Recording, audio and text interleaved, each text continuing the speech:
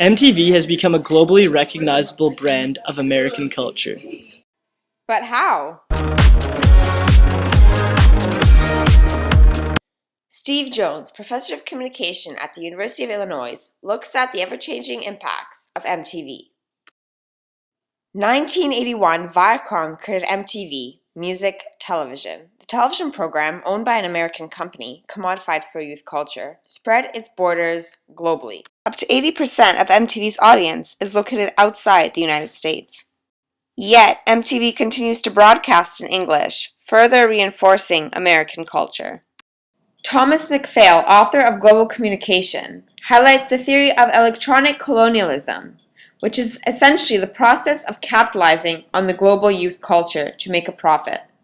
McPhail's study also shows that MTV Rush Hour will probably exceed 10 million households, featuring musicians originating from the Western culture. This includes Madonna, the Spice Girls, even Lady Gaga. However, the audience must keep in mind that a popular notion of the corporation is the exposure of reality television. What happened to the music part of music television? MTV has become a reality network. Shows such as Jersey Shore work to captivate a viewer's attention for more than a music video ever could. A music video, which is 3 to 4 minutes in length, is much shorter than a 30 or 60-minute reality show. Therefore, youth audiences worldwide are consuming disposable reality characters.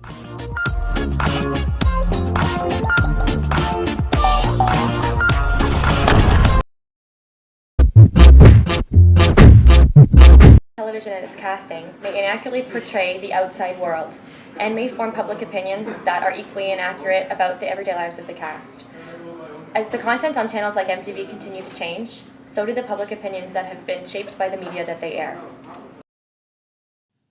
Maxwell Macomb and Donald Shaw, media theorists and scholars of the 20th century, developed the agenda-setting theory, which indicates that the content of media is simply an answer to the current public demands of society.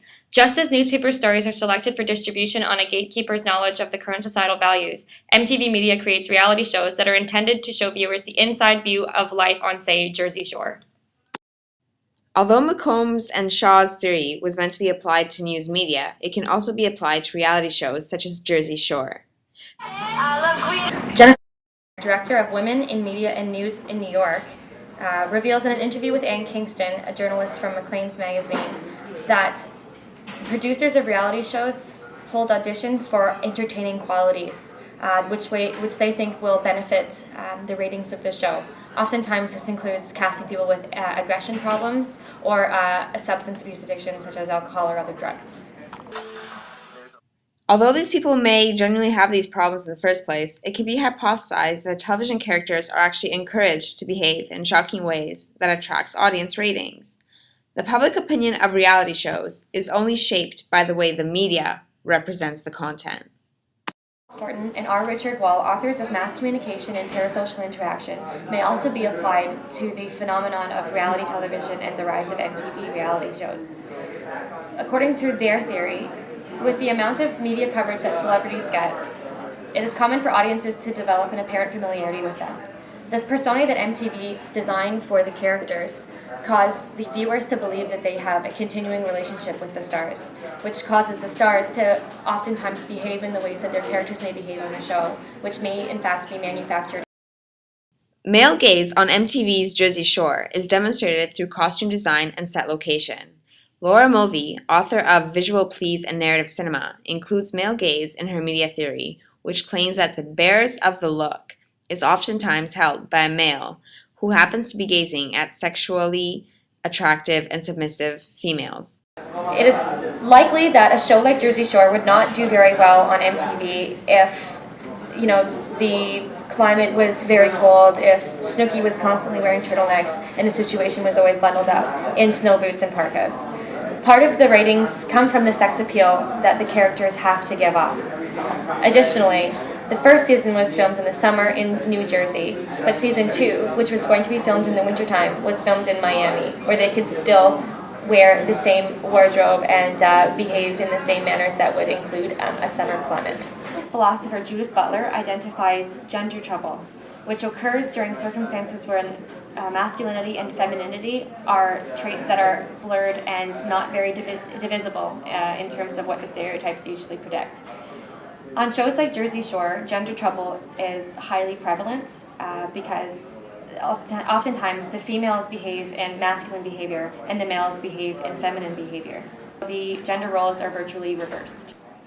The female promiscuity on the show also resembles a typical male behavior pattern regarding the double standard that exists between males and females in Western culture and society. The males on Jersey Shore spend a lot of time in front of the mirrors as well as perfecting their appearance in terms of getting manicures as well as tanning.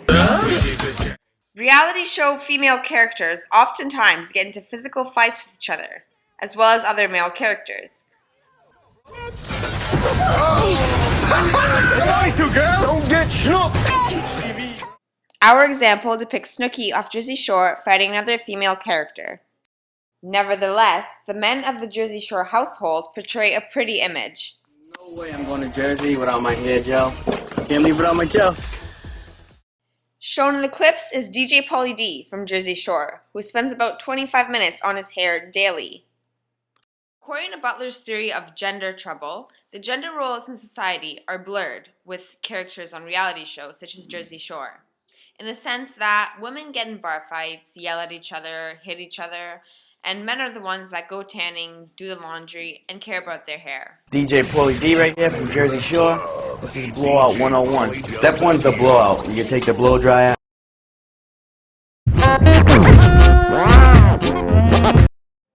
According to Strangelove's theory on YouTube, people are able to create a celebrity in a Alright, media theorist David Reisman discusses the fact that the mass media can act as a tutor, which effectively replaces parents, teachers, and other elders. This type of behavior leads to what he calls other directiveness, which he indicates can cause behavioral conformity, which can be seen through audience reactions to reality shows like Jersey Shore. These images showcase examples of how the audience react to the images and the behaviors that they see in shows like this. Furthermore, the penetration of new media technologies, such as television, and its media products, such as MTV reality shows, can affect what Robert and Helen Lynn outline as the standardizations of habits and opinions. This can have a large-scale effect due to the mass dissemination of these types of media across vast culturally different audiences. This can have homogenizing cultural effects by these external media influences diluting the local cultures of places.